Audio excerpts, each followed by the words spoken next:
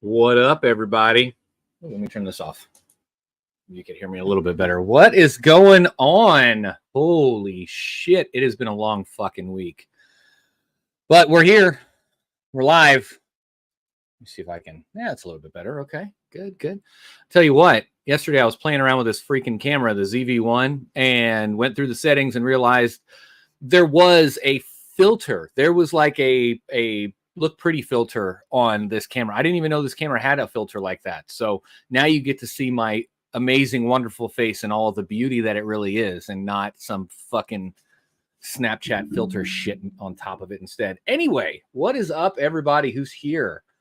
We got Dabatola is first. Holy shit, breakdancing for a few more minutes, then I'll be back. You're breakdancing? You're such a cool guy. Steven Cicero, what's going on, my man? The Pirate, Integra Guy, Automatic Beats, Amplifier Gaming. What up? First time 13. Steven Cicero says, I ditched Panda to come here early. Well, thank you, sir. You could have watched both, you know. I think I've still got Panda on the other screen over here. Oh, maybe he's done. Oh, he's still going. What a jerk face. Just kidding. Anyway. Filter didn't help. Still ugly. Exactly. That's the point. Anyway, so holy crap, man. I've been up on the roof yesterday and today tearing down all of my solar panels. Yesterday I got all of the solar from here, from this building, the house, off, which took me a lot longer than it should have. And then today I pulled the other 10 panels off the shed. And oh my God, I'm not looking forward to it for sure. Moving all this crap I've got out there to the new location. But when we get it there, it's going to be good. I might have a guy coming to buy all my solar later this week. I'm really hoping he does, so I don't have to move it all. Specifically, the fucking batteries. I have 26 deep cycle sealed lead acid batteries that are 100 amp hours a piece, and they're also almost 100 pounds a piece. 26 of them. So I got 2,600 pounds of batteries I got to move. Oh shit, Panda Raid. What's up, everybody? Hi. Got Scott Sheffield came in. The Wicked Jester. Nice, I like that name. Crypto Bedell. What's up, buddy? RPM Raid from Illinois. My man. Gaming with Smokey Dan. Alan the King. Bacon, Eggs, and Hash. General Max Voltage, sir. Red Panda, good to see you. Thank you for bringing the crowd with you over here today. What is going on, everybody? Holy shit. Got 74 viewers and 16 likes. Hit that thumbs up, you degens. Mine's some 10. What's going on? Low Buck Mining. Hey, everybody. Hi. So what are we talking about today? Well, there's crypto news, of course, that we've always talked about. There's DJ says, I think I've never seen you without a hat. Yeah, I wear a hat a lot. Veteran, what's going on, buddy? In fact, hold on. DJ. And DJ got a wrench. Anyway, what is going on? Let me see. So let me ask this. Does anybody want to do a call-in thing today? If you were call-in. The Pirate member for 1 month. Thank you, my man. Want to see benchmark numbers and hardware. Oh my goodness. I knew this was going to come up. I turned all the machines off last night, but I turned it back on this morning just so that I could. Oh shit. Only one is red. Only one came up too. Oh, the other ones came up. Well, a couple other ones did. Not all of them, but we can look at that too if you guys want to see that. Gaming Smokey Dan, did you see RPM almost doxed himself? No, I didn't see that. That's funny. No, not at all. Yeti, what's going on, buddy? All right. Holy shit, we have 99 people in here. What? Oh my gosh. What am I going to do? Anyway. Well, we can, let's see. All right. Do you want to talk about news? Do we want to look at benchmarks? Maybe talk solar or do a viewer call-in thing or all of the above? First off, let's look at what the markets are doing because they were shitting last time I looked. Let's see here. They were taking a big old dookie-doo. Yeah, here we are. Well, first off, oh no, I can't collect that yet. So our fear and greed index here, we're at a 34. Great time to buy. Got to buy when there's blood in the streets. Retro Mike, member for 1 month. Thank you, my man. And yeah, if anybody wants to join the members thing, you can join. And I try to do hash rate giveaways. I've done a couple of them so far. Once we get to where we're going, once we get moved and get all our crap moved up there, I'm going to do a lot more like behind the scenes and members only videos and stuff like that. So if that's something you're interested in, links down below. All right. So we are at a $26,000 Bitcoin. How low can you go? How low do you think it's going to go? Steven Cicero, member for 1 month. Thank you. Thank you, sir. My man. It's a pirate panda. We got a $1,600 ETH. Is anyone interested in Ethereum anymore? You know, I sold all my ETH right before the Shanghai merge. I've said this before. I sold all my ETH thinking it's going to dump and I would buy back in and buy more. And it never fucking dumped. It went down to like, it was up at like $2,000 and then went down to like 1,700 and it's pretty much stayed there ever since. $1,600 to $1,800 range. And you know what? If it got down to $900, I'd buy some more because I feel like even though we're not fans of Ethereum because they're a bunch of bitches that went proof of stake, half of the fucking crypto sphere still runs on ETH. And it's still going to be a big tool out there. You know, I think it's going to, I mean, it hit $4,000 last run. I could see it doubling that, you know, so it's, you know, don't sleep on Ethereum, but at these prices, I'm not buying a $1,600 ETH. No fucking way. $200 for Binance for BNB. That's not bad. I had to buy some of that recently to get some flux, exchange some fluxes. XRP at 50 cents. Cardano, that is a fucking steal for Cardano. I bought a bunch of Cardano recently as well. Yeti asked, did you ever find out what exactly the benchmark numbers actually mean? Like 10K means nothing without context. No, not yet. I mean, it's, you know, like I said in the video, it's still alpha. It's still being worked on. So, I mean, comparing the jobs to, you know, the benchmark numbers is going to be important once it's actually put into action. And, you know, I don't see it coming out until Q1 for like for users, for end users. I think, I don't know. It might be out sometime in Q4, but I mean, it's coming along. I think they came along pretty darn good so far. Amplifier Gaming says ETH is a good investment, but they're dirty POS. Yes, POS, proof of stake. I swear, I know that's what you meant. Proof of stake, not piece of stake. 6 cent Dogecoin. That's a good buy as well. Holy shit, I didn't mean to click on that. Polkadot, Polygon. What else? What did I buy? I bought Litecoin. I bought like 5 Litecoins the other night. I was watching DJ stream. I talked about this a little bit yesterday on SNL. I was watching DJ stream, and you know what? He put the math out there. He just pulled up calculator and was like, you know, this is how much it would be for another Cumulus nodes. And I'm like, you know what? That's fucking cheap. So I went and bought one. And so DJ, I blame you, you dirty rat bastard. You son of a bitch, Nid Sneebly. What is Flux at today? What the Flux is Flux priced at the moment? 31 cents. See, I could have waited. And saved a little bit of money. Damn it, DJ. Anyway, that's the markets. 5 LTC, good for me. Yeah, thank you. Yeah, I'm like, I need to buy something because I'm not going to be mining for several weeks now. Because I'm going to be on the road. We're moving. I got everything unplugged. Got to finish boxing it all up. Buy the big Flux swing. Yeah, it's not a bad idea. Ditto Hawk. Yeah. All right. Let's see. Retro Mike says, when I want to sell that Litecoin, I'll know where to find you. Yes. When Litecoin hits $500, I'll call you. And I'll sell it to you for $4.99. Just because you're my homie. So I saw Panda just doing doing the Avast AI or Vast AI thing on his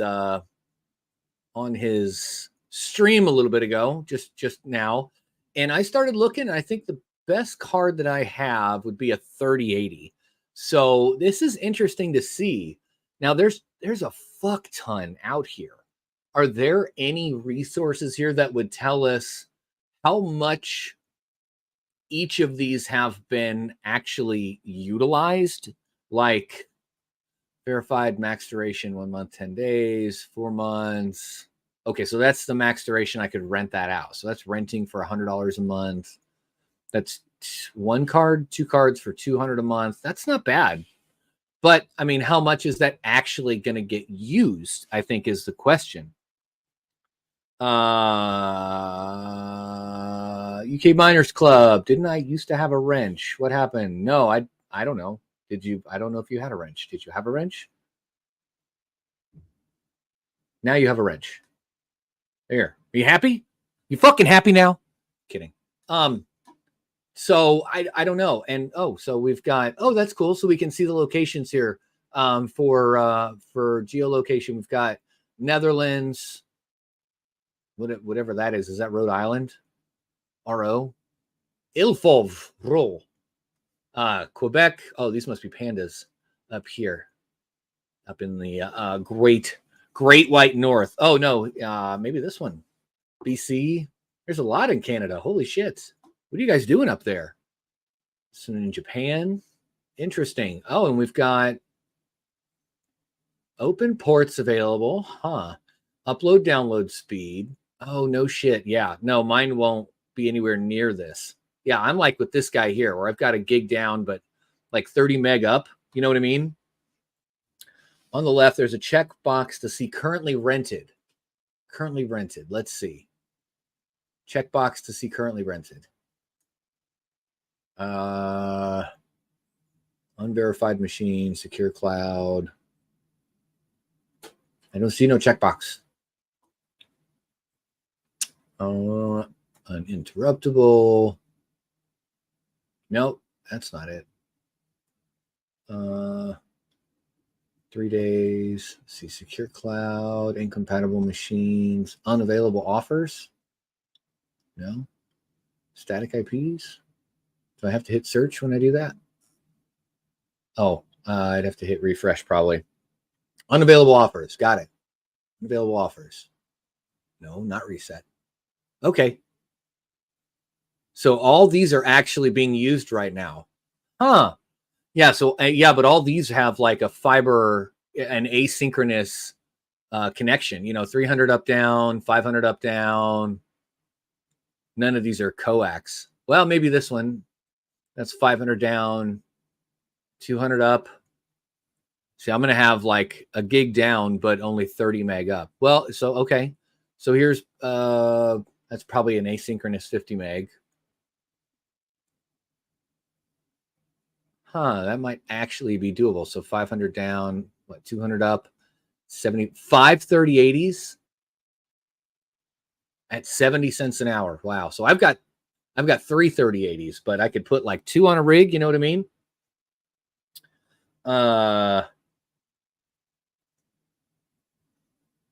Unavailable. Okay. Damn autocorrect. Consistent crypto. Yeah. So Steve brings up a good point that says, I'd rather have consistent crypto payouts. I can appreciate that, and I get it. I understand. But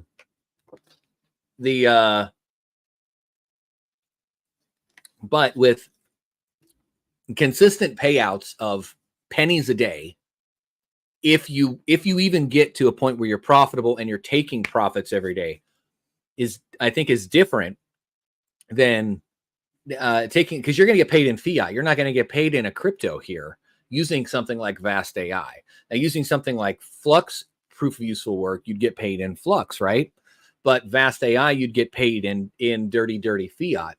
So I think it just depends on the on like your appetite for it, right?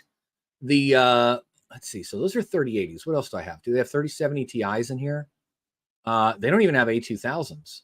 3060 is going to be the lowest. So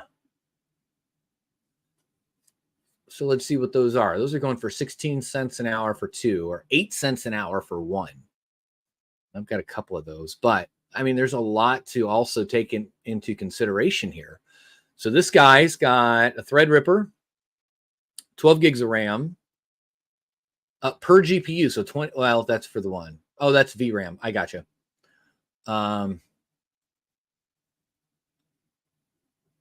50 ports open, 112 gigs of storage, NVMe storage, 99 reliability score. That's going to be important when you're looking at doing it this or providing it. And Alan the King says 25% fee on Avast AI too. Is that correct? No shit, 25%. Clore Marketplace. Okay, let's see. Clore Marketplace. Clore AI. Okay. Same kind of thing. So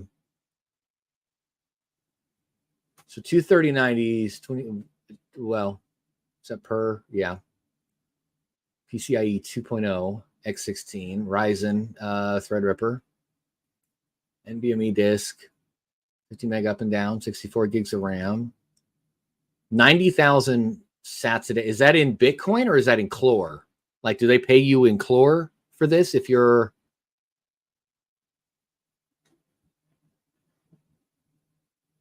it looks like it's in Bitcoin. Interesting. Hey, now.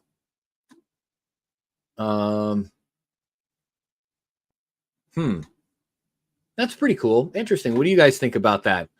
Flux, or not Flux, Clore versus Vast for like renting out GPU power. Panda said he was doing that on Vast, right? So I don't know. What kind of fees are they over here? Oh, look at that. Reliability store, uptime in the last 14 days. Can you sort by GPU here too? Oh, good. So we can. Oh, these are even lower breakdowns. No A2000s. Nobody's got A2000s out there. Oh, currency. Oh, well, I guess they just have payable in Bitcoin right now. So 3080s. So 14,000 sats a day cost, right? 99% uptime, 0 nines. Pretty, yeah. Well, there's 1 9, 99.96, 99.97. I mean, it's also, you're also not paying a higher fee like you would to an Amazon or an Azure or, you know, a centralized cloud like that they've got hard fixed infrastructure costs. You know that. Prime time to spin up some pre-search nodes. Only $127, not including VPS. Yeah, I didn't get into pre. I bought a bunch of pre and tried running it at home. And I think, and I'd mentioned this in a video, I think because somebody was running a pre-search node on a Flux node I was running, or I was hosting, it registered my IP address. So I couldn't run one myself on my public IP. I did it with a VPN and it was just a pain in the ass. So I don't know. I switched the pre over to Flux and spun up another Cumulus node. Why not, right? We got 92 people in here still. Holy shit. Thank you all for coming. I appreciate that. 33 likes. Hit that like button. I always fucking forget to do this. Hold on. Like my own video. I'll do the tweeter. I'll tweet the tweeter. Maybe I'll get some more people over here tweeting the tweeter. Anyway, holy cow. Oh, my back. Fucking back is killing me. Jeez. Those panels are like 50 pounds a piece. Taking them down off the roof.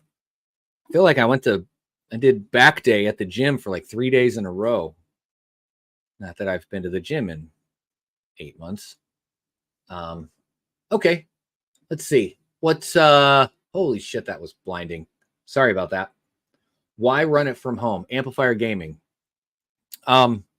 because I can. I mean, I'm not a fan. I don't want to pay a service to host when I can do it here. And if I can't do it here and if it doesn't make financial sense up front to do it, then I'm not going to do it. And paying like a VPS or something doesn't make sense to me. Now, if I can host an entire physical box at a data center, like if I can send a server to Terra, and they charge me per U for rack space, and they just slide it in there and they give me a public IP or two, and I can work on it from there. Maybe that might be worth it because I can do many things on that dedicated IP. I can run lots of different nodes from it. But I'm not. I don't know. I don't want to host it on. I don't want to pay somebody to host my shit. It's just how I roll. I don't know. Just me. What else? What is in the crypto news today? Something wrong with the world today. Don't know what it is. North Korean hacker loots over 200 million in crypto in 2023, totaling 2 billion in 5 years. Did anybody see this? Ooh, I like that picture. I bet you that's AI generated. That's a cool looking picture. Fucking bacon. Hell yeah.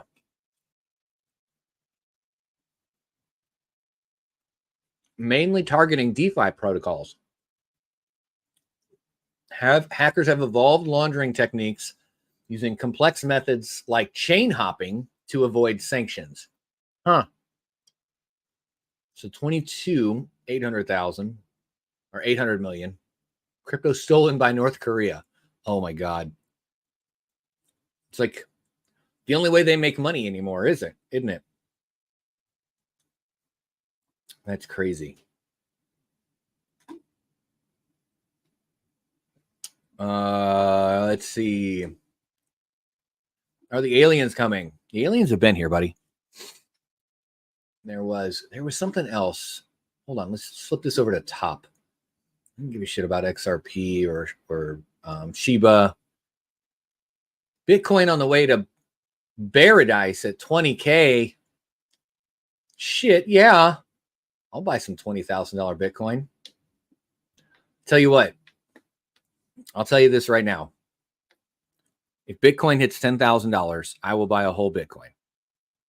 If I still have $10,000, I will buy a whole Bitcoin at 10 grand. Absolutely. Who else is with me? Who else would buy one whole Bitcoin when it hit $10,000 now? What do you think? Anybody with me? Is it just me?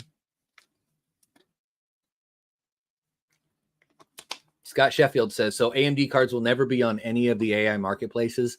I don't know.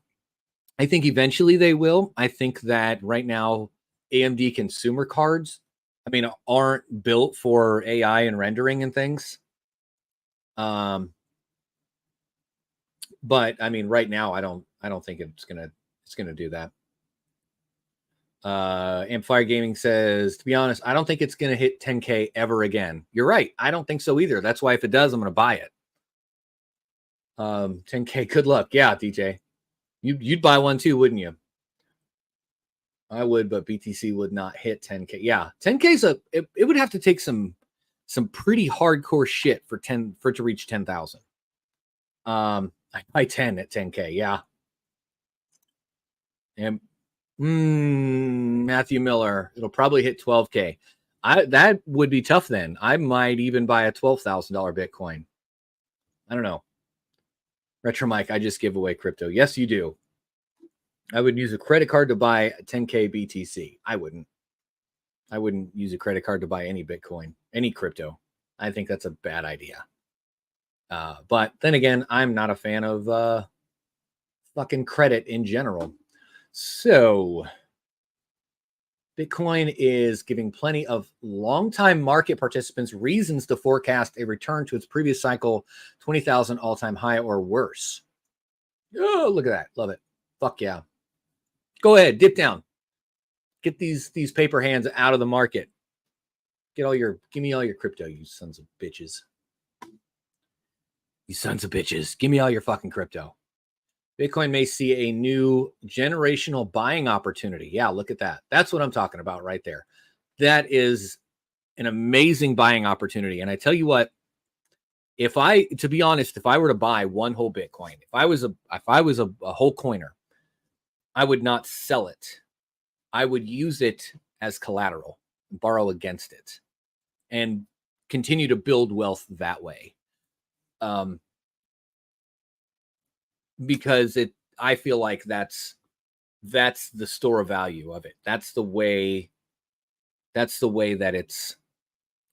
it's going. The way that our generation and the generations under us are going is like, yeah, you can hold gold in a safe, or yeah, you can have a piece of paper that says you own gold in somebody else's safe and shit. But like crypto and Bitcoin specifically, you can hold that. You can put it in a wallet. You can fucking tattoo your seed phrase on you, whatever. And yeah, I don't know. That's just me.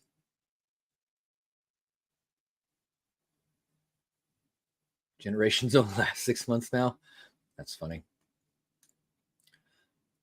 See, I'm looking for a retest of 25K support to potentially print a double bottom and provide a good foundation for another exit rally. That setup presents itself 28-29 range is realistic. What?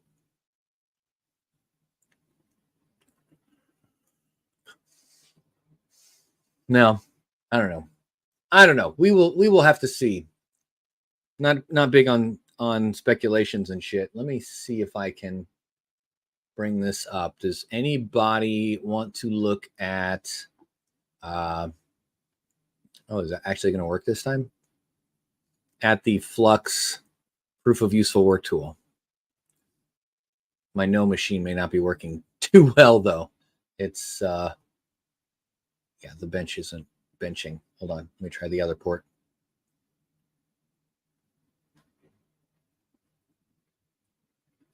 That ain't gonna work either. Damn it. We may not be able to. Cancel. All right, let me open a terminal, see if I can just get this spun up real quick.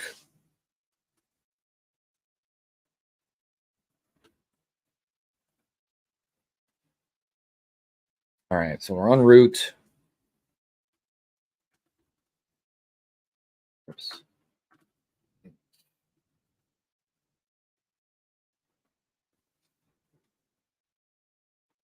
Open the server.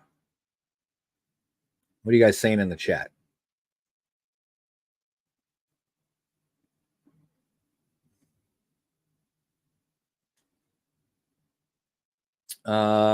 Just put it on a 0% APR credit card for a year and pay it ASAP. Yeah, you got a point there.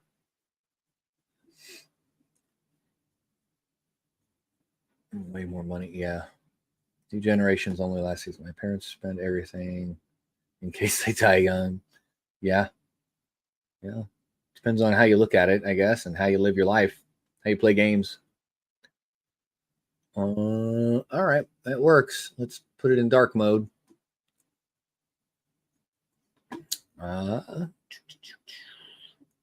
Maybe we can share this. Are you not entertained? So this is which one's this? So this one's the one I've got 2 A2000s in right now. So my Power Edge R730 or one of the Power Edges.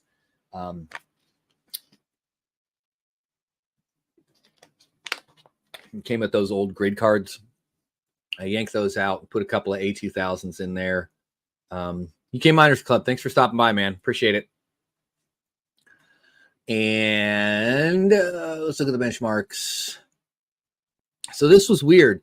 My initial benchmark score was 1800 with 2 A2000s. And I ran it again yesterday before our SNL. That's 16,219. So it definitely is showing a lot better of a score. I mean, up here is a lot better than fucking way down here, but it depends on what this useful work is going to be doing. How is these going to translate over to, real flux? How's it going to pay out? How are we going to get? How is the end customer going to use our resources, right? And what do these numbers translate to? All that's still in the air, or at least unknown by me. And I mean, we'll know more obviously as this develops and comes out. We're going to see more about it. But I do like that we will be able to have all of our rigs in a single dashboard here, kind of like a Hive OS, that we can jump back and forth between useful work on the Flux network and then mining whatever we want to mine at the same time. So like, this one isn't mining at the moment. I wouldn't be able to do anything with it. But we can see the couple of A2000s that we have here, and then the onboard graphics. And I don't think these numbers are all correct. I mean, they're all the same at the same time, so those aren't going to be exactly the same. But I like that we can turn them on and off for useful work. So if I've got two 3080s in here, I can have one that's dedicated to mining and one that I want to put on the marketplace. Kind of cool. Let's see. Coinology asks, oh, I'm not showing the big screen, am I? Coinology asks, I don't understand why it's taking Flux so long to get it up and running. That's a good question. They've got, I know Jeffkey wants things. He wants the easy button, and Dan did make a good point in the interview earlier this week. That was like, or last week, I guess, that was like, if we don't have it right, people aren't going to use it. It makes sense, but at the same time, we're kind of talking about tech people here. So I can understand and appreciate where he says, if we don't have it done right, if it's not ready for prime time, people aren't going to use it. On the customer side, on the supplier side, I might disagree with that. We're used to dealing with bugs. We're used to bitching and complaining about, hey, this doesn't work right. Send a fucking tweet or a Discord message or whatever. We're used to doing that. And I think them having that feedback from us is important as well. Hey, this is broken, or hey, this isn't working right. Yeah, Gaming with Smoky Dan says, I was thinking the same thing. If rushed out, then people will be complaining about it. I'm guessing when all the bugs checked as well as security is tight before launching it. Yeah, and that's just it. Now, I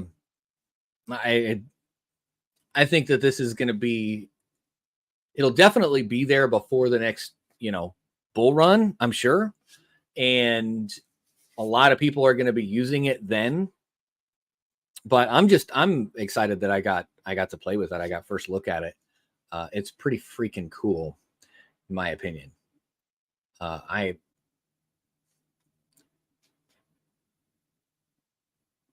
There's the operating system, motherboard.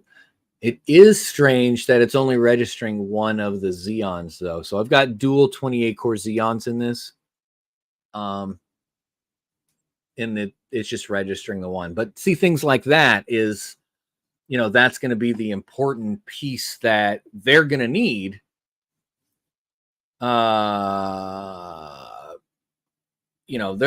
It's the important piece that they're going to need to fix things. Hey, I've got dual proc in here, but it's only showing one. They can go in and on the back end and try to fix those bugs and stuff.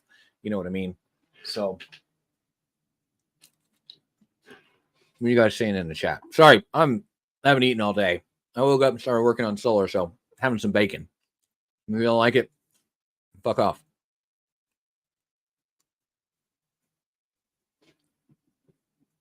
People use VAST, Chlor, etc. are going to be tough getting them to swap if they wait too long. That's true. DJ Mines, you're right. And with Chlor paying in Bitcoin, it might be difficult to get people to swap too. You're right.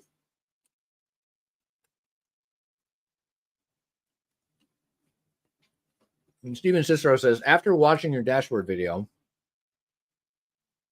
it seems light with all the stuff not working in that alpha version. They're like a year from that working. Not necessarily. So I think I don't know. Not necessarily. I think they're working on it. You know what I mean? And maybe this is just the version that they gave me access to, and it's not like a production version. It's like a, here, give them something to keep them happy version. I don't know. This might be what's actually in development. I do know that a couple of times since I've been playing with this for a couple of weeks, some of these buttons have changed locations and like, let's see. Yeah, I mean this here specifically. So the benchmark, had changed, and this didn't pop up last time, so that's kind of cool. Oh, okay. So it gives a little bit of the details on the benchmark score itself. I wish that other server came up. That's the one that I had a grid card in. I pulled it out and put a 38 in. Oh, okay. You guys are wanting to do a viewer call in. All right, fuck it. Let's do it. Let me do an invite code. Let's see if I can put it in the chat. We'll do a call in. Why not, guys? Now I'll try to pin that thing. All right. Call-in link is pinned at the top. Who wants to talk? Let's keep it nice, guys. You know the rules. Got to have a camera. I'm not big on politics, so there's not much we'll talk about politics. I don't really give a shit if we talk about that on my channel. I don't work for the man.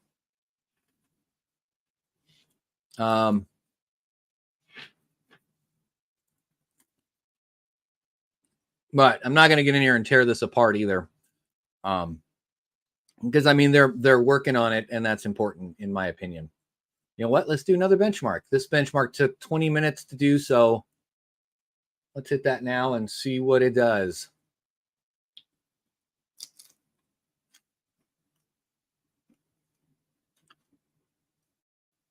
Yeah, that's kind of cool. We got our benchmark running now. So I think it's doing a speed test. Oh, I hope I didn't fuck with the stream.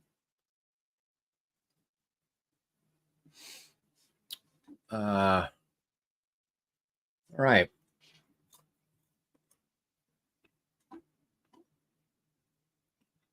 Sox fan, what? Do we have to say something nice about Panda? You know, the normal stuff. That's up to you. If you want to talk about Panda, you can talk about Panda. I got no problem there. He's a good dude. Retro Mike says UI and backend functionality is wildly different. They could have everything but the UI working. That's true. Yeah. So I only know what is in front of me, right? So they could have this whole vast, no pun intended, but vast, infrastructure going on in the back end that everything works. I don't know. And none of us are going to know until they show us and provide us access to it. But so far, what they've shown, it's progress being made, and I'm not going to expect 100% functionality on day one. Nobody should. It's just not realistic. Baldini, what's going on, buddy? Good to see you. Thank you for stopping in. Amplifier Gaming says you're going to buy all the GPUs that Hawk is selling. No, I'm not buying any GPUs at the moment. I'm not buying anything mining at the moment, because then I just have to fucking move it. So when we get to the new house, I am going to look at some S19s, see what kind of prices they're going for when the S21 comes out in September. I think it was October, wasn't it, when they said the S21 comes out?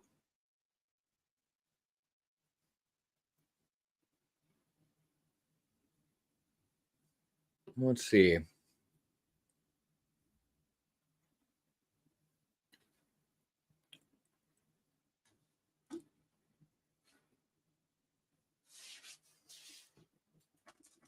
Miner S21. And the S21 Pro. Let's see. Oh, that's not it. Where are we at? Come on now. Here we go. Holy shit, that's bright. Sorry. The release is set to take place at 1 p.m. on what?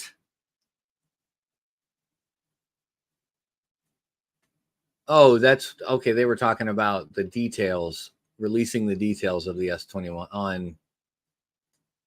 This must be that on their website. What about, hold on, let's just go to Bitmain's site. Here we go.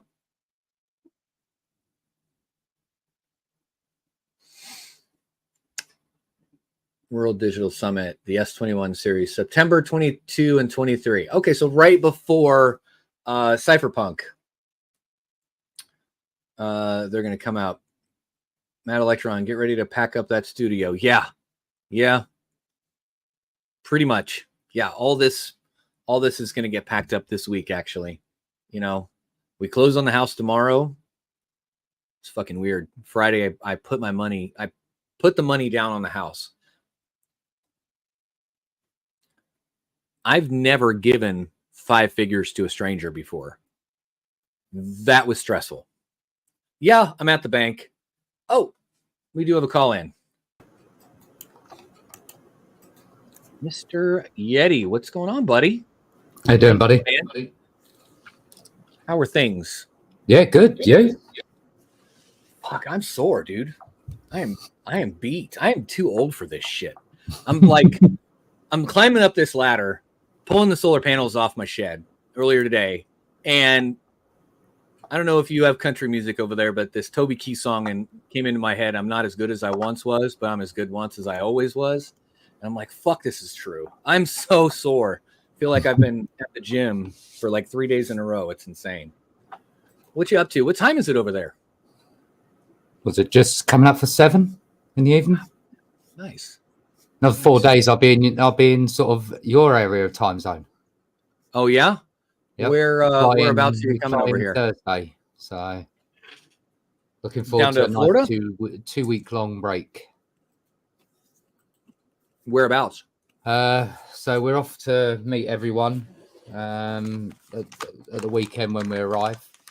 Oh, and that's up at the thing up in the Northeast, right? For a couple of weeks. Mm-hmm. The miners meetup thing. Yep. Nice. Yeah. Be quite cool. Yeah, I'm gonna try see to everyone again. Mm-hmm. I'm gonna try to get. I'm gonna work with Chump Change and try to set up like a Midwest Misfits kind of group when I get up that way, so that we can have like maybe not monthly meetups, but like quarterly meetups where we'll all go to dinner or we'll do like a camping trip or something and just have everybody get together and kind of do that meet the miner thing. But like for the Midwest people, it seems like there's a lot of people in Illinois and Wisconsin, Minnesota, sure. Iowa out that way.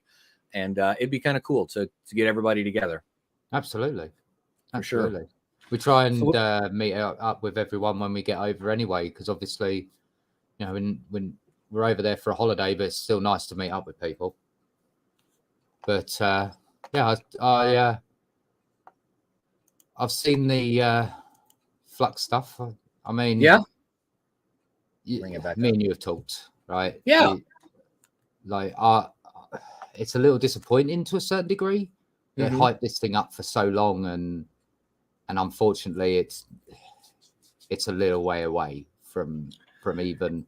I wouldn't even say this is an alpha. It's probably pre-alpha at this point, right? Like half of the front end doesn't work. Obviously, do we know if the back end works? That's I guess $1 million question. Yeah, I think that's another question: is how is it going to tie to to the marketplace? I mean, I can't see the marketplace. I don't know what's going on there, but yeah, I mean, at least we're able to start getting benchmark scores and get an idea of what numbers some of this equipment is going to pull. So have they given you any sort of like threshold numbers that would mean like it would be good for AI, or there would be potentially need for upgrades with that kind of number? Like, so if it's above like 20K, is that considered good, bad? Like, have they explained any of that yet? Not yet. No, not yet. No, I just got access to the tool and Yeah. just have been playing with it really. So I don't know if any of that is even figured out yet. You know, it might be. I guess they must have, right? Because otherwise, how can they work out a score? Right. Well, I mean, you know, sort of in line, right? To be able to benchmark the number off of it. So I mean, obviously, SSD speeds and internet bandwidth. I mean, those two have been around for donkey's years for being able to do. It's just obviously I'm not sure what they're benchmarking for the other things. I would guess what core of the CPU, cores and RAM of the GPUs, your memory speed. I would guess a push. Pull that while it's benchmarking. I'm going to try to pull that. There's a list of all these different benchmarks, but it's currently benchmarking. Let me see if I can stop benchmarking. Oh, nice. Here we go. Yeah. So, I mean, like GL Mark II, you know, that's been around for a long time, but yeah, a lot of these other ones, like I've never heard of DeepCam, 3D UNet. Some of them I haven't even heard of, to be quite honest. Yeah. So some of these probably are out there. They'd be all the different type of fields that they're going to be trying to go after effectively. So that might be something to do with medical, something to do with research, that kind of thing. Mm-hmm. Yeah. Yeah. Very true. And it just says coming soon, so we can't see what those are now. But yeah, so like just. Well, I know that Mr. Mad Electron has a video coming out very soon. Oh, you hate me for putting him on the spot for this one.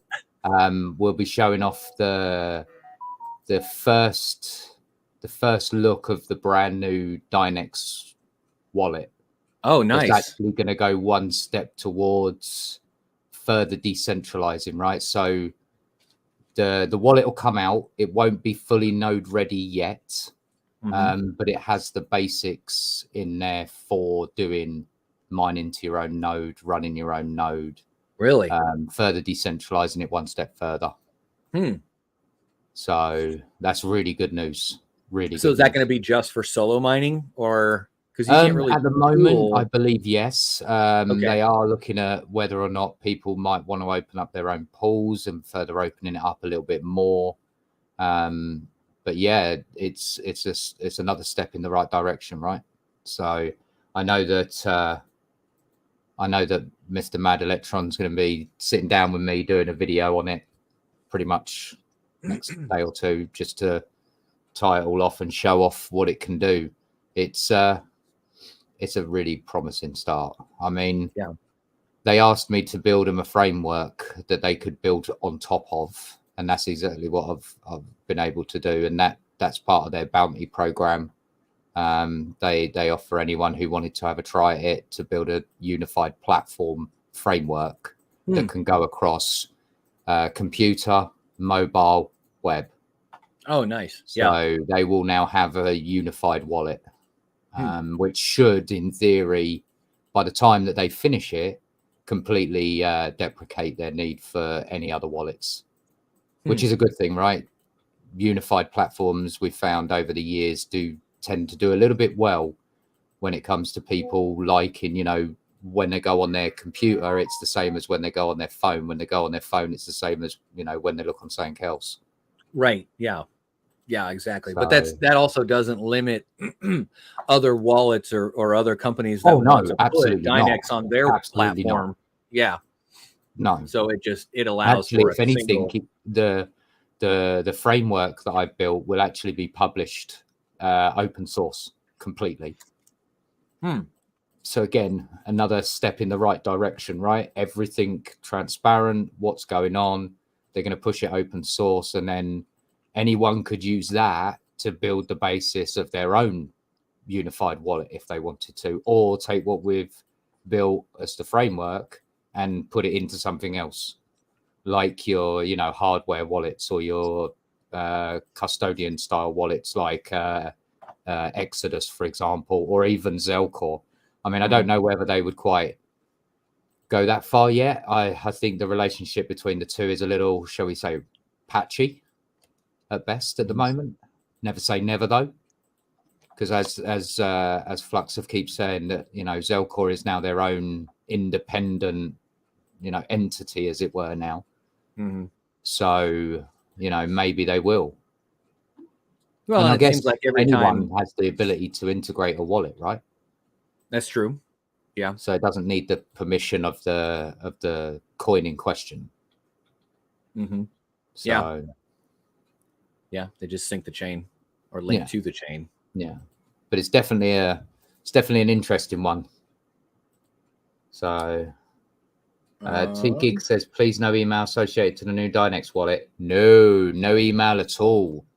Nothing. You just click create wallet and it does the rest for you. You get your seed phrase, you get your private keys, public keys. It then just asks you to validate yourself. And then obviously there will be, once I've finished writing it up, a full-blown 3-factor authentication system. Nice. So no KYC there. It's mainly because I didn't like how flaky the 2FA system is in their current web wallet. So I've given them an example of how to write a 3-factor authentication system. So 3-factor. Okay. Yeah. So name and password, OTA, and what's the third factor? An address lock on the wallet so that you can't actually take the cache of your browser or something like that and move it to another computer without having the right UUID of the device. So it's device locked. Interesting. Okay. It'll stop somebody, say, hacking your PC, taking all your cache, dropping it on a separate machine and then loading it up. Yeah. So, because it'll be locked to your device. Interesting. So you would have to unlock it, authenticate if you want to install it on another machine?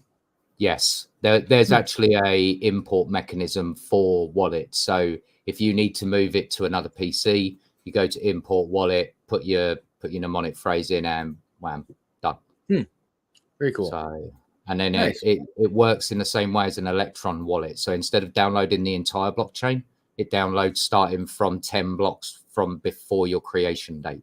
So therefore, you don't have to download the entirety of a blockchain. It's actually probably usable for a lot of cryptocurrencies in theory. It's just pointing it at the right RPC. So by pushing it out there, if anyone wants to use it to adapt it to anything else, they're more than welcome. That's the whole idea of me putting it out there open source. So is there a risk in that of kind of running into the issue that Kaspa dealt with recently, where like the very start or first part of their chain? No. There's no trim on the blockchain itself. It's just the wallet, rather than having to download the entire contents of the blockchain. So it's like download from it's like a quick style wallet where it synchronizes in like 5 minutes and away you go. Yeah. This guy recently I downloaded the new Neoxa wallet and then imported my seed phrases into it, and it took like 2 hours to actually sync. Yeah. And I mean, time as time progresses with Dynex, like every step seems to be another big monumental step. They've just done another big upgrade on their network due to some issues with what they were seeing with SRB Miner and submitting blocks with difficulty that's too high.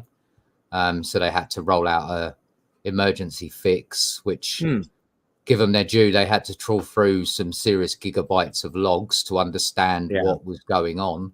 But they've managed it, and they're working with all the pools. The pools are working with them to try and get to the bottom of it. We had some really wild swings on the luck on the pool, like for example. So 1 minute we would have a block come in that's like 90% luck, which is good.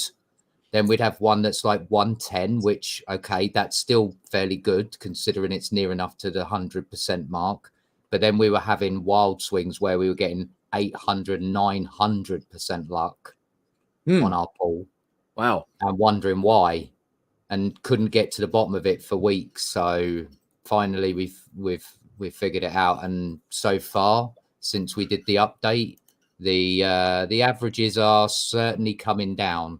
we're now, instead of being up at the sort of 140% bracket for luck, we're now at like 103. So that's like a hell of a lot of difference for the pool, for the blockchain and everything. So yeah, if you actually go to Pool Blocks, you'll see we've actually run out our new version this week, which actually contains like your last 30 block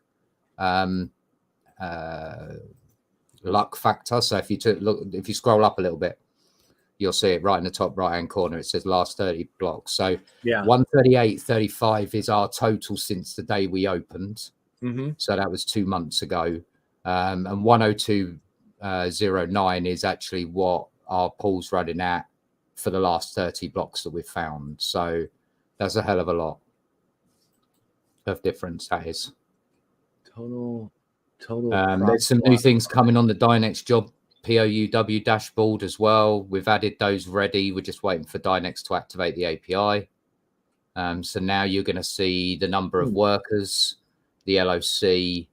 Yeah, we're going to add a few more factors to that, like time taken, for example. All of these will be generated off their API once they've activated them. So even more like knowing what's going on, basically, which is pretty cool. So all these are machine learning. Yeah. What is do you? So PyTorch is for their, they use a lot of PyTorch for their parallel processing. So if you notice, they all literally run at about the same time, right? So that was them testing their parallel stuff. I know that they got a big demonstration to a Chinese vendor today that they were getting all the video stuff done for. So they're looking at showing it off to a Chinese market. I think that's because Chinese market has really been quite busy for Dynex. There's a lot of popularity with Dynex in China.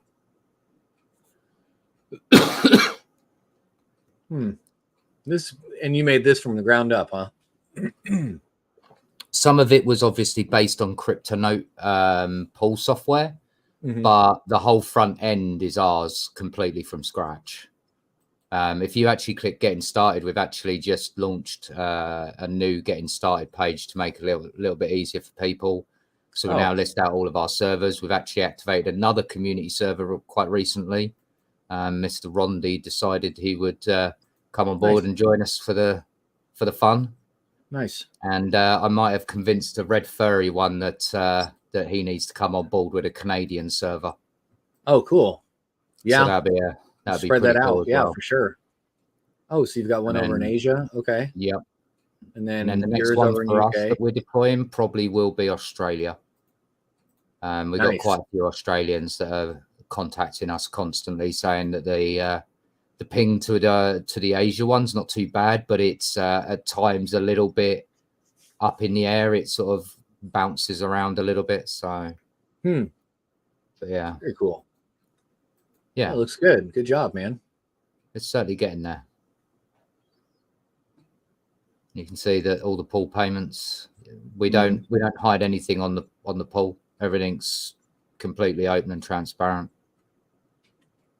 So, and now we've even added a change log to the navigation. If you see, it'll actually break out what the pool software is doing, what updates we've made, what enhancements, bug fixes, and then obviously on the graphical front end as well. We're the first pool to go as far as putting in change logs and saying, look, we're going to be totally open and transparent with what we're doing.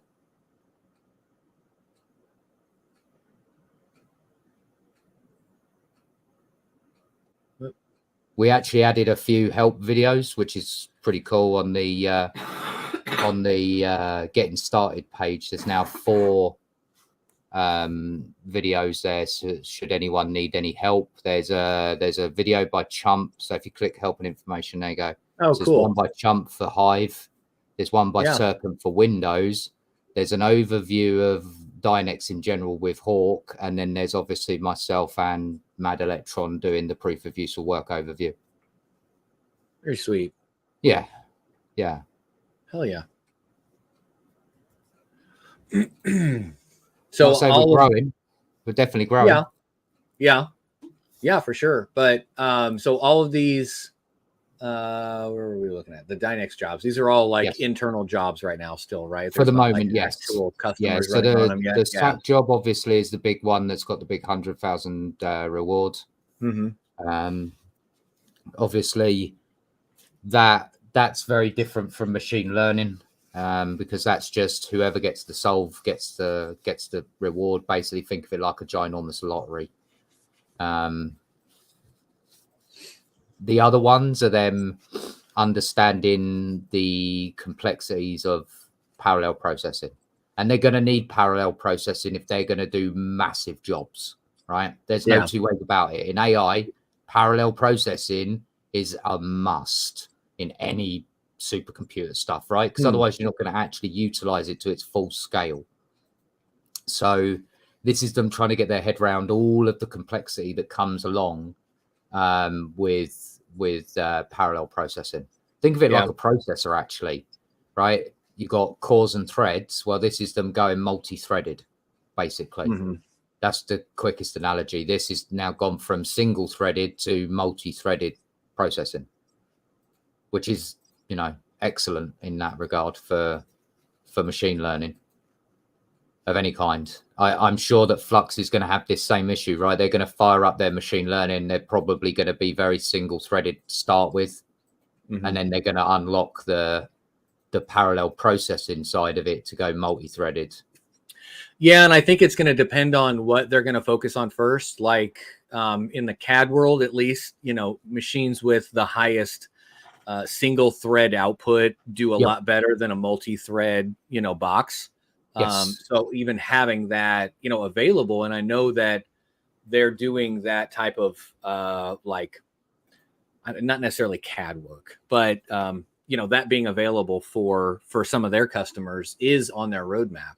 Just like it would certainly be nice for Flux to show off that part of the proof of useful work, emphasis on the proof. Yeah, the because proof. Obviously, more and more other groups of crypto projects are now starting to put out that proof, right? So you've got your Vast AI is one end of the scale. You got your Dynex, you got your Octaspace, you've got your Render. They're all starting to have proof of their proof of useful work side of things come out. Yeah, and I'd be a bit worried if it was Dynex that they don't drop the ball, but in Flux's case, I would be concerned that they might actually end up even further behind the curve than they perhaps are now. And we don't know the intricacies and ins and outs of how things have happened, what's happened. They might have had a developer leave, or they've had to completely scrap an idea because they've gone to the point where they've realized they can't do it that way. They've had to take a step back, backtracking things. But it could also be right on schedule for what they're trying to do and have the release thing I would date. say is that as a business owner, right, I would never plan on announcing something 2 years ahead of time. Like I wouldn't. It puts you under a massive pressure to actually deliver that on a schedule, right? Yeah, that does. That does make sense. If you'd have mentioned it 3 months ago, everyone would have been raving about what they've already shown off now, because it would have been only 3 months. But they could have been doing it for 5 years. They just haven't told anyone about it. Yeah. Look at processor manufacturers. They're making processors for not next generation, but almost a generation after that. And that's what I would expect from Flux, is that maybe they announced it too early, and that's kind of put a lot of pressure on them, right? So we live and learn, right? Everyone's human. Everyone's allowed to make mistakes. Companies make mistakes all the time as well. My company's not had a clean record entirely. We've made mistakes. We made some catastrophic ones that have cost us a lot of money, but you live and learn, and you make sure you don't make that same mistake twice. So right, you move on and you learn from your mistakes. Yeah, exactly. That's with everybody, though. We all fuck up, man. Yeah, exactly. Everyone's entitled to screw up once in a while. So yeah, for sure. But yeah, I'm looking forward to seeing what they actually do show out, because obviously once they start showing the proof, that'll be where there'll be a lot of questions. Like, are they centralized completely at the moment? Because that's the only way they could get to market at the moment. And then they're going to do a bit like what Dynex has done, start centralized and slowly move it to a more decentralized platform. Yeah. That's what I could see happening to start with, which would be a bit crazy given that Mr. Keller made such a hoo-ha about Dynex being centralized. But, you know, needless to say, I suspect that's the way it will be to start with, right? Because they've got to understand the system. They've got to understand where the limits are. What can they do and push and not make it fall over, right? And then they've got to push it to the point of breaking to understand where those upper limits are, right? That's where I'm with, you know, with Dynex. They've given me the access to basically to go and break it so that they can get the usable data back. Yeah. Fix the fuck up. Fix the bugs. I mean, if you ever, you know, need something broken, I'm your man. Just hand me. I'll break it. I'll find a way to break it.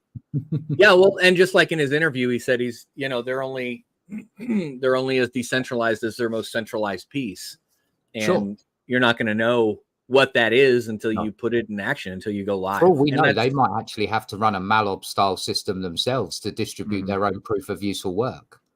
To trigger that switch over from their mining side to their off-chain proof of useful work. Well, it's not technically off-chain; it's a side chain, right? Is how they do it. Its own chain, its own infrastructure. But I mean, that's going to be another one, right? What happens to the network when all that hash rate disappears off to the side chain?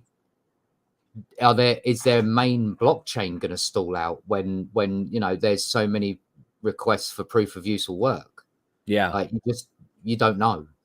Like, Dynex doesn't even know yet, because we're about to run a test that might effectively crash the entire network right now. We're about to run a full-scale saturation test, right? All of the chips on Dynex, all of them. I'm going to hit the big red button to say go and watch you go kaboom, basically.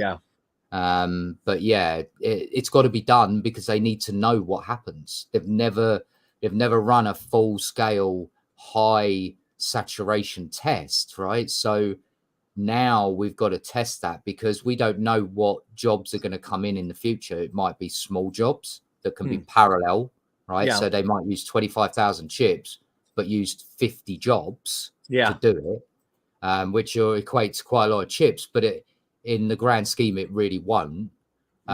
Or are they going to do full saturation of the whole entire network? What happens if someone like CERN or something came up to Dynex and said, run this for us? You think they're not going to take every bit of resources they've got and run it for them? And throw it at them. Of course they are. Like, that would give them validity immediately if somebody came like CERN or something like that and said, can you run these figures for us? Immediately legitimized overnight. No, that makes sense. So, and I think that'll be similar to Flux. They only need to get one big customer to legitimize their proof of useful work. That's it. One. Same as Dynex. One big customer, and that validates all the work they've put into it. Well, and with the Flux useful work, or at least the dashboard that I have, they're not forcing everybody to mine Flux. So it's like you can mine Dynex using their platform. So even if all of the useful work that's coming through FlexCore gets called to big jobs or gets called off of chains, not everybody that's mining Flux is also using useful work. You know what I mean? So it's like, I mean, it depends. What happens going forward? Flux was to get a full saturation job request on the useful work side, on their useful work side, would they take the entire chain off, or would they have to leave a small portion on to keep the blockchain moving? Because the last thing you want is the blockchain to stall out with a 2-hour block time, right? That would suck. That would be like catastrophically bad, because effectively they would go, oh well, we don't care about proof of work at that point, right? Because they've put everything into their proof of useful work side, but they go hand in hand. If one isn't working, then you're not going to have the rigs on to bring over to proof of useful work when the time is needed. So it's a fine balancing act, right? Similar to Dynex's fine balancing act. They need to make sure that their proof of work works, right, and works flawlessly. Yeah. And then they also need to make sure that their proof of useful work works correctly as well. Like switching between the two, right? So because like Flux is going to a side chain, it's probably a little bit easier for them to bring somebody off and back on, right? But Dynex is entwined. It's all so in the it same. Runs it in parallel. So it's a little bit more complex the way that theirs kicks in and drops off back to proof of work. You actually see it on the miner where it actually says connecting you to new job. It'll post out the new job, and then suddenly it's job finished, and then it kicks you back to mining. So I mean, I would guess it's still going to be the same for Flux. It just means that theirs is very different on one end of the scale and the other, right? Side chain and entwined, I would guess is literally the opposite ends of the scale, isn't it? Yeah. So it's like a 1 and a 0. To be fair, for sure. But that's good because that gives them both room to grow, right? Surely that's that's not. Right? There's not enough room for winner. the pair of them. There's definitely room for the pair of them. Absolutely. And for the Clores and the Vasts, and there is enough room, to go around for everybody to be in this space, is a massive almost new industry in some regards, right? It's proof of a lot of different things almost. Because the proof of useful work is just the generalized name for it, right? Right. Yeah. And then you've got, many different aspects of proof of useful work: render, AI, machine learning. Well, I bet there's a lot of things out there that are going to come down that we are not even thinking about yet. That could utilize 100%. That compute power and utilize more than just the GPU and the like the thing Dan was talking about with Flux Drive. It's still in infancy. They're hardly using any of it. There's so much storage out there from like the Chias. I mean, I was really hoping Chia was going to be the storage of Web3, and it's fucking not. Just the way that it's being used. No, but you are right. It's proof of storage, right? It's proof of cloud storage, which in essence is its own version of proof of useful work, right? It stores your data in the cloud. It's doing you it's doing you useful work. That is the pure definition of it. Yeah, exactly. Yeah, that's just it. It's like there's on the blockchain. There's so many pieces of cloud out there that can be decentralized, can utilize all of our compute power instead of an AWS and an Azure and a Google and things like that. I could even see to a point eventually, some of those larger companies offloading to a decentralized. Yes, you know what I mean? Yeah, me There's too. Definitely that possibility. Yeah. There. Oh, yeah. There's things like I say that probably even companies haven't thought about, right? Because there's not really been this technology readily available to even small companies, right? And it's the small companies that will think of something way out the box. It won't be the big companies because they'll play it safe, right? They've got their own supercomputers. They know what they can do, what they can't do, and that'll be it. But it'll be the smaller companies that will push that proof of useful work to a location where we can't even think of right now. It'll take somebody to think really outside of the box, build an app on, say, Dynex or Flux. You could deploy the app on Flux, have it work out Dynex for hardcore computation, and then use Octaspace to render it. Like, you really could do that. Yeah. That's the mad thing about proof of useful work. You could use 3 separate blockchain technologies, compute, hosting, and render, to supply you an output of all your data. Yeah. Do you know what I mean? For sure. That could be revolutionary when you think about it, right? Because cost for one will be super cheap compared to going to an actual supercomputer company. It just makes a lot of sense. I think the limiting factor, and we've talked about this before, the limiting factor that I see is going to be the availability. I mean, having an SLA is great, and backing that is one thing, but you get a couple of companies out there that great, Flux and Dynex and Clore have this availability to us. Let's throw it out there, and then it crashes. You know, My a question couple of is, big can companies come out, Flux crash the network. legitimately offer a That's it. 5.9 uptime? I don't think they can. Yeah. Like they're gonna be a flat Well, 99% at most, because the nature of Flux nodes, right? They go up and down. That's the whole idea. They deploy on another machine almost instantly, right? So I don't know if that would count to their SLA, because effectively you're going to be down in one server and switching it over to another. Does that come under the SLA? It's a very complex. I mean, I would hate to even consider the legal side of that SLA as a business owner, right? That must be hell. And I'll hold my hands up and say I really wouldn't like to be in their shoes to try and write that SLA.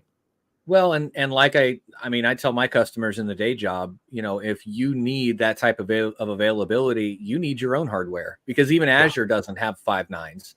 They've got 4.9s for a majority of things. They've got 3.9s on some most stuff is 3.9s with Azure. Same with AWS, they're pretty much 3.9s. But again, they say because of the way that, you know, inherently running virtualized applications can just randomly have issues, and we've seen it loads of times, right? You run virtualization, I run virtualization.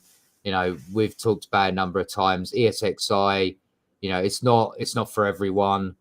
You know, Unraid isn't for everyone. It's really personal preference when you start using virtualization technology. Each one does it slightly different from another. You know, like you can't really take, without doing some conversions, right? You can't just take a native ESXi image and run it on Unraid, not without the, you know, converting it over to a format that's acceptable and stuff. And vice versa. Yeah, and vice versa. But, you know, that's because they're all using proprietary stuff, right? Exactly. There's not a standard. I mean, there's a couple of standards, but for the most part, you still got to take your, you know, your VHDX and convert it to something. And that's no different with blockchain technology, right? Exactly. All, you know, Flux's intellectual property is going to be very different from Dynex's intellectual property, which again will be in turn very different from Altaspace's or Renders or Vast AI's IP stuff, right? It's all going to be very, very different from each other, and that's, you know, that's something we've all got to remember, that what works on one might not work for another. That's something else.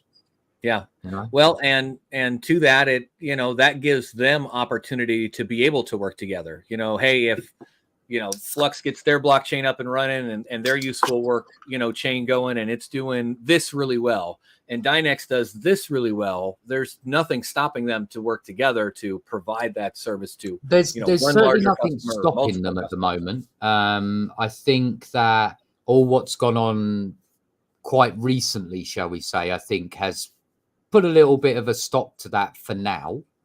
I'll never say never, because you know what blockchain technology companies are like. 1 minute they're fighting, next minute they're, you know, partnering up for something down the road, you know, for charity or something like that, and that opens the door for something, you know.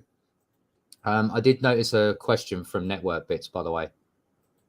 He said, Geek of all trades and Yeti, let's take a bet that the proof of useful work node miner docs will be plentiful, but the docs for running workloads will be near non-existent.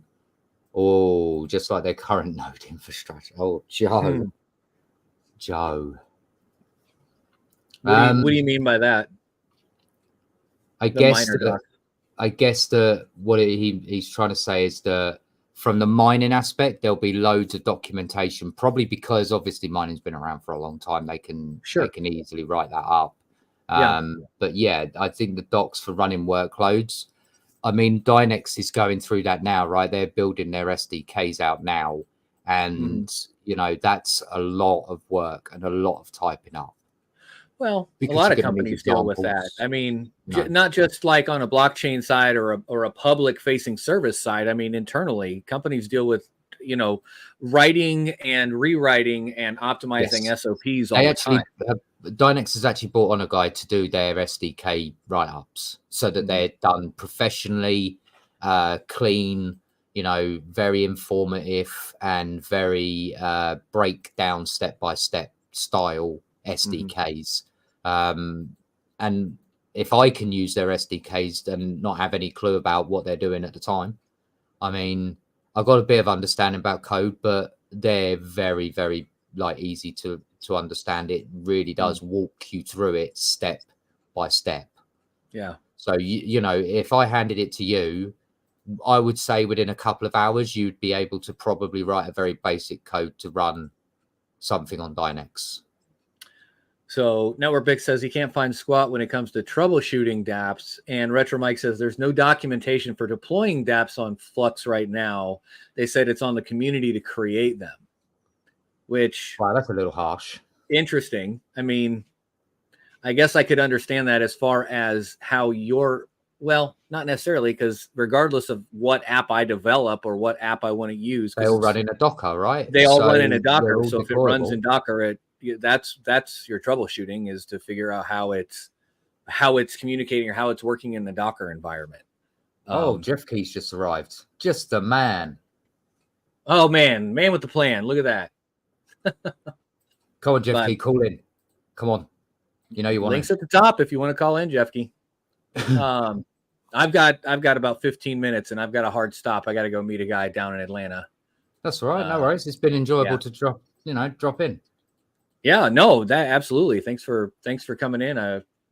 Yeah, he says there is documentation in how-tos. And you know, the Flux Discord is a great place to go for all kinds of that information, like not just asking the Flux people, but the community of Flux, you know, the people that work on the apps that have all the information out there.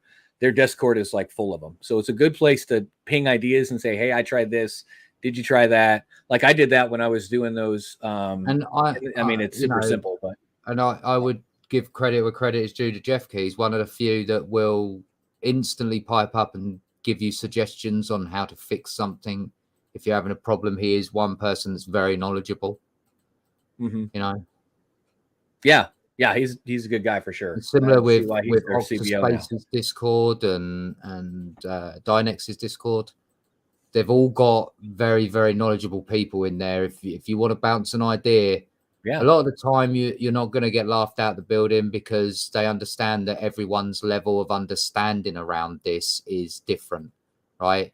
You might have somebody who walks in and has a ton of really technical questions that might have to be answered by the Dynex team, for example, or the Flux team, right? Mm-hmm. But then there might be some other questions that are faced by your everyday normal miner, right? Who they can answer for you. And then you get your answer straight away almost. So oh, hold on. We got somebody here. That's there he is. joining the stream. What's going on, buddy? Hey guys. How I see some bullshit being said in the chat, and I thought I'd address it. Hell yeah, jump in, address it. Come on, Retro Mike. You know that was bullshit what you said. There's documentation everywhere. Come on. If you want to say things that are bad about the project, make at least that they're right. Come on. Accurate one. Yeah. Well, and like I said, I mean, the Discord is a great place to go if you have questions. I mean, absolutely. I haven't gone to look for documentation or SOPs or anything like that personally. So I don't know where on the Flux site or where I could find that information. Do you have an easy way that I could find that, Jeffkey?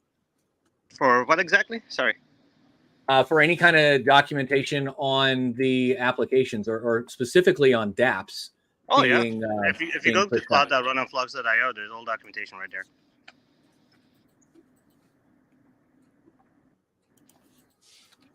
Cloud.runonflux.io. Yep. Yeah, I mean, I'm pretty sure that as proof of use or work comes out a bit more prevalent, I'm sure they'll update their documentation to include all about the proof of use or work, troubleshooting ideas, and most common problems and fixes. That comes along with, as you learn more and more, you add more and more to those facts. That me and Jeff know this. We've been in the industry long enough, probably, that that's just part of the step, right? You do all your work and then you document it all. It's part of the game. So so Yeah, you're right. There's documentation out here. Support.run on Flux.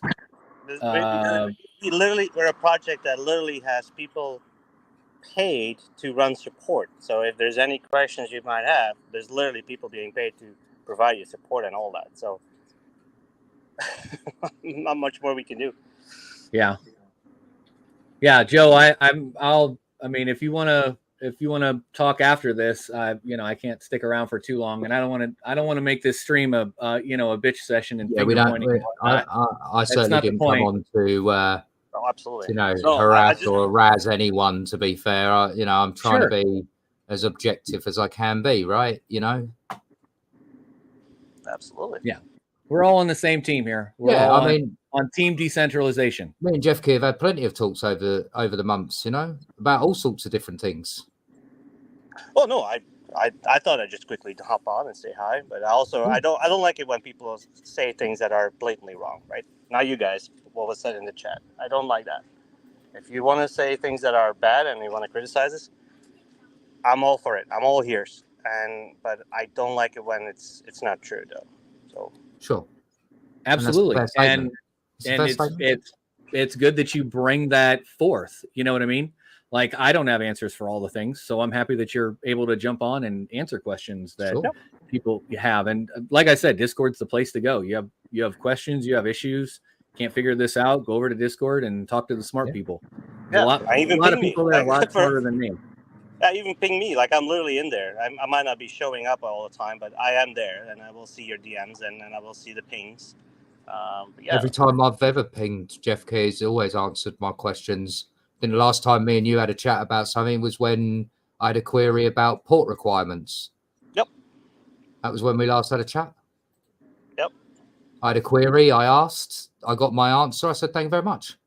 Mm-hmm. Yeah, I think that was one of the things that I want to see change at one point is that pull request, for instance, where you have to request for your application to be, quote, whitelisted, quote. That's just to know what's going on to the network at the moment. But at one point, that'll change, and it'll change to the fact that people will be able to report it. So if something is being pushed to the network and it's not valid, basically we'll go hands off, and you'll be able to report it, and it gets blacklisted from a community standstill. So, and that's a fantastic feature, to be fair. That streamlines your process, right? It is. I always think it's interesting, and this is me talking freely on a Sunday on a patio, and God knows where I am. I don't really know where I am, actually.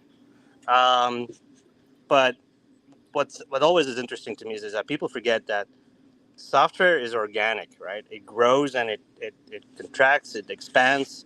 It's something that a lot of effort goes in, and always people, and I see the first thing every time I hop in a chat is when, right? So patience, folks. Things need to be developed, things need to be tested, things need to be validated.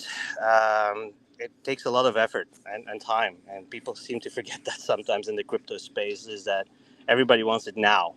I get that. I want things now too, but things need to be worked on, and it needs to be done correctly. And obviously some of us are, we're not privy to all the hiccups you guys might have faced, right? You might have faced a hiccup that took you 3 months to figure out. Yep. We aren't going to be in the knowledge of that, right? WordPress is the perfect example. Things were just fine in testing. I had many sites just fine that I said, okay, I'm good. We're good. Let's make sure there's documentation. You literally saw it. Let's make sure it's all there, and off we go. And then, we released it in beta just for people to test it out, and we stumbled on some issues. That's also a reason you do things in beta as well, is to figure things out. Absolutely. When you put a larger crowd on it, because the problem with testing, and that's me talking 2 decades of IT here. Problem with testing in a controlled space is it's in a controlled space. It's in a controlled space, exactly. And people start doing the same thing. They start repeating their things, even though you want to have them do a different thing. They tend to follow a similar path, and that's where things don't one break. Variable to be different from what you tested in that environment, and there you go. Everything goes completely, haywire.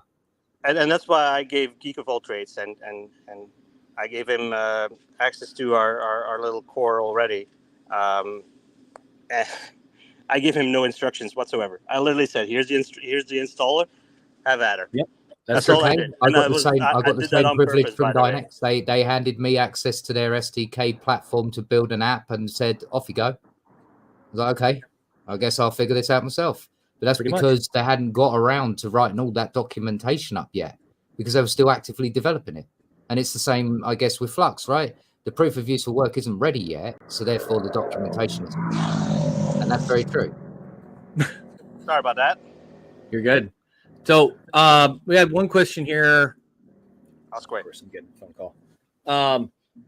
So Matthew Miller asked, who decides what qualifies as useful? Which I think the answer to that is going to be the marketplace, right? It's going to be the people that need the projects done.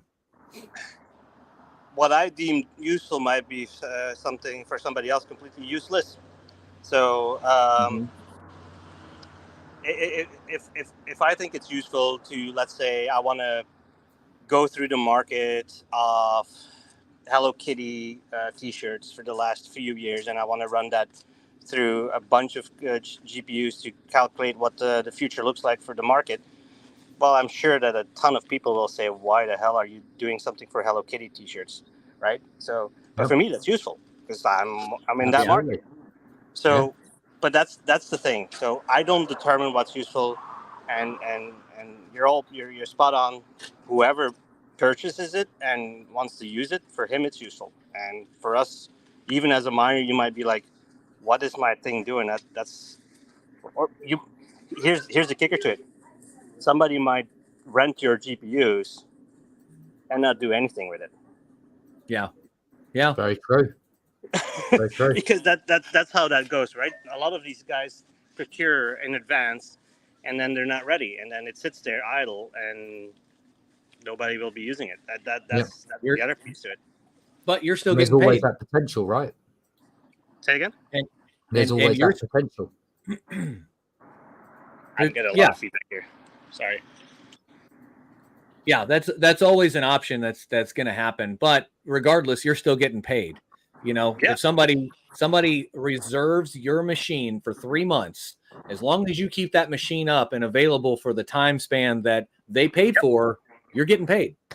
Yep. Whether they use it or not, that's on them. Very true. And that's same thing with Azure. If I get a reserved instance for a VM and it sits there powered off for however long, I'm still paying for compute, right? Yeah, if you book it and you don't use it, well, guess what? That's on you, not the company or the supplier or anything. That's down to the person who booked it. I have a VPS running right now that I'm not using, and it's been running for a few months now, and I'm like, I need to turn that off. It's like $5 a thing. I'm like, oh, okay, I'll get to it. I keep forgetting. But I'm sure the folks at Vultr are pretty happy with me when I keep running that server there. But yeah, because it's using 0% utilization. So yeah, they're getting paid whether they're using it or not. Yeah, absolutely. Yeah, exactly. All right. Yeah. My daughter's telling me that we have to get going. So. All right. Thank you for calling in, Jeff Key. You're welcome anytime. Thank you very much, Jeff Key. See you soon. I'll see you around. Yeah, I'm going to get out of here too. I got to go meet a guy down closer to Atlanta, and yeah, absolutely, man. I'll get off as well. Get some stuff done. Thanks for calling in, Yeti. I appreciate it. You know, I also obviously keep an eye out for Mad Electrons video. By the way, be an interesting one. You should like it as well because you like the new sort of tech coming out and stuff like that. So I'll have to send you a few screenshots. For sure. It's actually quite good. It works really, really well, and it's super responsive. That was the biggest thing for me is usability. Yeah. So giving them a framework that they can build off of, right? Yeah, that's important. If you can't use it, it's worthless. Exactly. So good deal. But no, thanks for having me on, buddy. Much appreciated. Anytime, buddy. I'll see you around. Yeah. All right, guys. Well, oh my gosh, how long have we been going for? What are we at? An hour and a half or something now? Is that an hour and 35 minutes? Holy crap. Well, geez, this was an exciting stream. And so we still got 59 people in here. Thank you all for coming by, and definitely hit me up if you have you have questions, I can help answer. And subscribe to the channel. We're trying to hit 10,000 subscribers by end of year. We're at 7,600 or so, so we're getting there. And of course, thanks for watching.